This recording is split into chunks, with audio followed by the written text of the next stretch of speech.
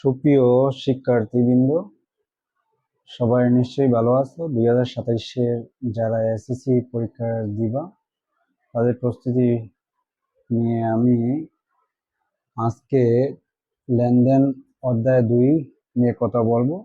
তো তোমরা মনোযোগ সহকারে ক্লাসটি দেখে নিবা। তো আমরা এখানে লিখছি সব লেনদেনই ঘটনা, কিন্তু সব ঘটনাই লেনদেন নয়। লেনদেন হতে হলে 3টি শর্ত অবশ্যই প্রযোজ্য হতে হবে।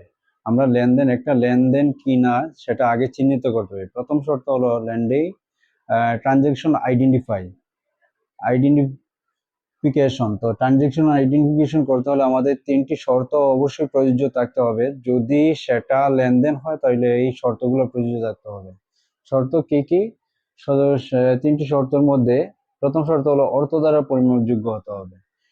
লেনদেন হতে হলে অর্থ দ্বারা পরিমাপযোগ্য হতে হবে। যেমন পণ্য পরিবহন করতে গিয়ে 10,000 টাকার পণ্য বিনষ্ট হয়ে যায়, এটা একটা লেনদেন, কারণ এখানে অর্থ দ্বারা পরিমাপযোগ্য 10,000 টাকা উল্লেখ আছে, যার কারণে এটা লেনদেন। পক্ষান্তরে ব্যবসায়ী হিসাব ব্যবস্থা যদি মৃত্যুবরণ করে তা একটা ক্ষতি, কিন্তু এটা অর্থ দ্বারা পরিমাপযোগ্য না, যা কখনোই লেনদেন হতে পারে না।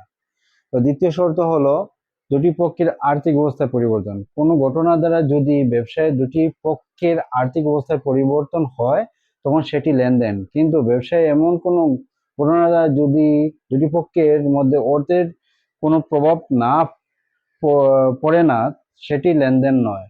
কেননা আমরা যদি দুটি পক্ষের আর্থিক অবস্থা, যেমন আমি যদি এখন ব্যবসায়ের জন্য ব্যবসায়ের পক্ষে পণ্য ক্রয় করি, তাহলে পণ্য ক্রয় করতে হলে আমাকে এক পক্ষকে, যে বিক্রেতা, তাকে আমি নগদ টাকা দিতে হবে, আর বিনিময়ে আমি পণ্য পাবো। ঠিক আছে, এই পণ্যটা আমার জন্য আহ আমার প্রভাবটা পড়তেছে আমার স্টকে। অর্থাৎ এটা যদি আমরা বলি তাহলে দুইটি পক্ষের কিভাবে পরিবর্তন হলো, যেমন আমার অর্থের হ্রাস পেল, অর্থাৎ সম্পদের হ্রাস পেল, আর বিনিময়ে আমি পেলাম কি?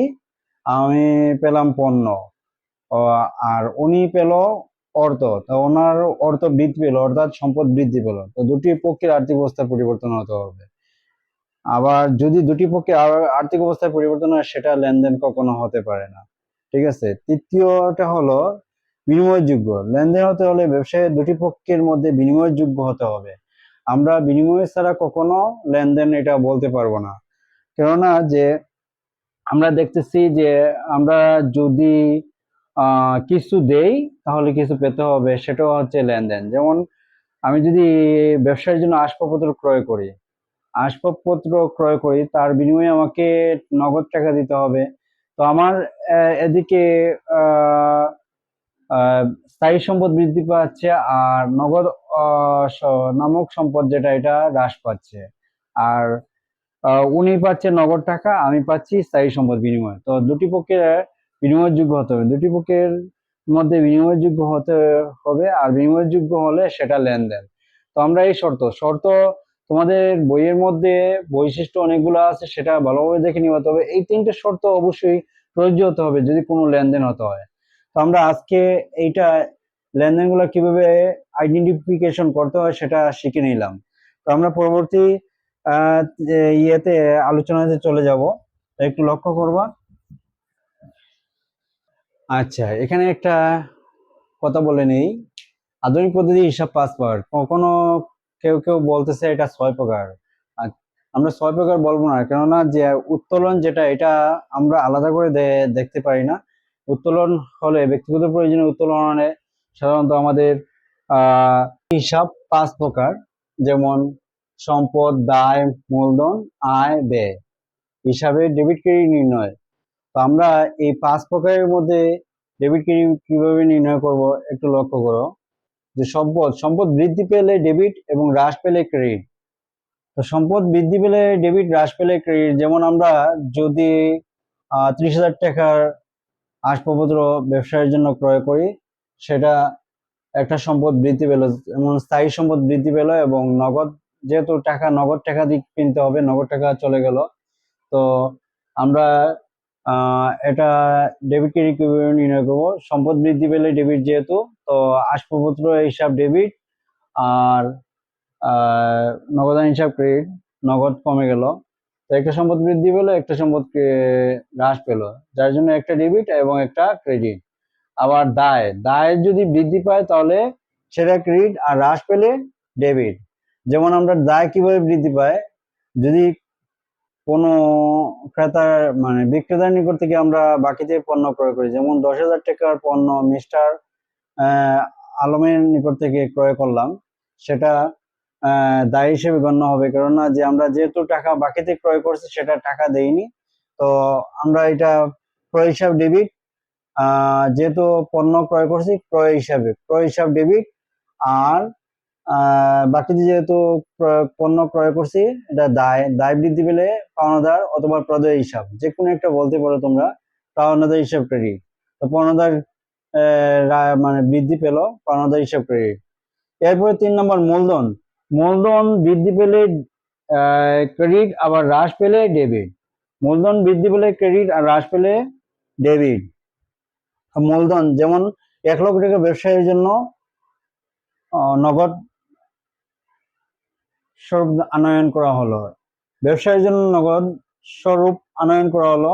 তো মূলধন যেহেতু বৃদ্ধি পেয়েছে, মূলধন স্বরূপ নিয়ে আইছি এই টাকাটা, তো নগদান হিসাব ডেবিট, আর মূলধন হিসাব ক্রেডিট। তো মূলধন বৃদ্ধি পেয়েছে তাই এটা ক্রেডিট, আবার হ্রাস পেলে ডেবিট। তো এখানে আমরা নগদ সম্পদ বৃদ্ধি পেয়েছে না, এই যে সম্পদ বৃদ্ধি পেয়েছে তাইলে নগদান হিসাব ডেবিট, আর মূলধন হিসাব ক্রেডিট। ঠিক একইভাবে আয় বৃদ্ধি পেলে ক্রেডিট, আর হ্রাস পেলে ডেবিট। আয় বৃদ্ধি পেলে ক্রেডিট, হ্রাস পেলে ডেবিট। তো আয় কিভাবে, যেমন আমরা যদি কোনো পণ্য বিক্রয় করি, যেমন 30,000 টাকার পণ্য মিস্টার আকমলের নিকট নগদে বিক্রয় করা হলো। তো বিক্রয় করছিস যেহেতু ব্যবসায়ের জন্য, বিক্রয় করলে আয় বাড়ে, আর এটা নগদ বিক্রয় করলে সম্পদ বাড়ে। তো নগদান হিসাব ডেবিট, আর বিক্রয় হিসাব ক্রেডিট। ঠিক কিভাবে ব্যয় বৃদ্ধি পেলে ডেবিট, আর হ্রাস পেলে ক্রেডিট।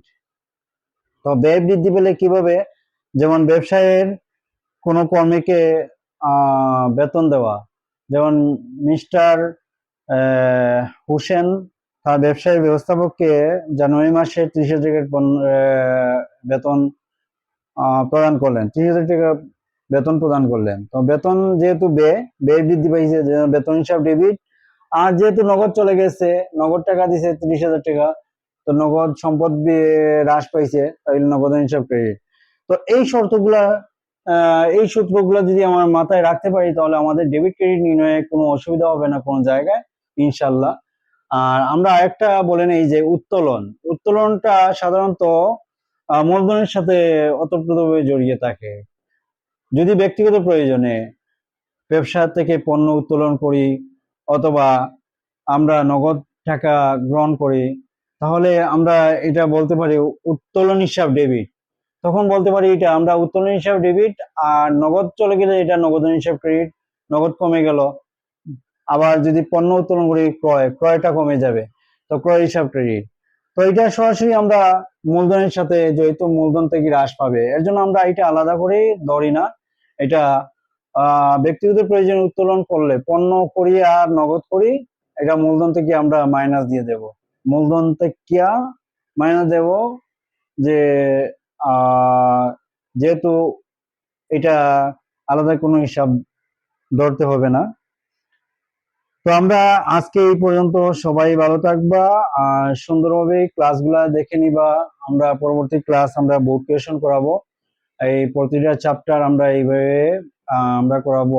আশা করি সবাই বুঝতে পারছো। আর এর মধ্যে কোনো সমস্যা হলে কমেন্টে জানিয়ে দিবা। আমাদের YouTube channel Manha commerce academy BD, আর এখানে আমাদের ফেসবুক পেজও আছে মানহা কমার্স একাডেমি। তো আমরা প্রত্যেকটা এই ক্লাস আমরা নেব এখানে। আমরা 2027 সালে যারা পরীক্ষার্থী আছো আর যারা একবারে নতুন, তাদেরকেও আমরা চ্যানেলের পক্ষ থেকে স্বাগত জানাই। তো ভালো থাকবা। এই পর্যন্ত। আগামী ক্লাসে দেখার আমন্ত্রণ জানিয়ে সবাইকে ধন্যবাদ জানিয়ে বিদায় নিচ্ছি। আল্লাহ হাফিজ।